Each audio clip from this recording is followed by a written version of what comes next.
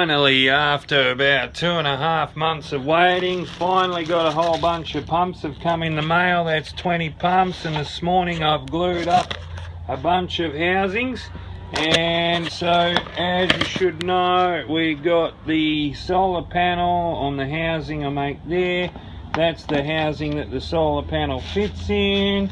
There's the pump in there, and it's got that little housing to protect the motor from the weather. And the next thing I'm doing is I've pulled this lattice apart. All this timber here, some nice thin timber.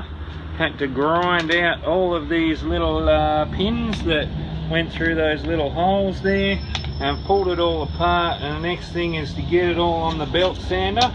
You can see it's a bit rough there, and we clean it up so it's nice and smooth like that on the belt sander.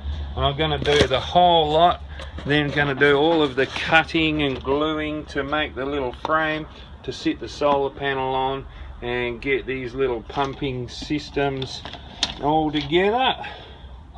So 20 pumps, got plenty of panels up here, been soldering on the wires to the panels, and at last it's all go. Got a few bottles over here too, gonna make another couple of units today. Ripper!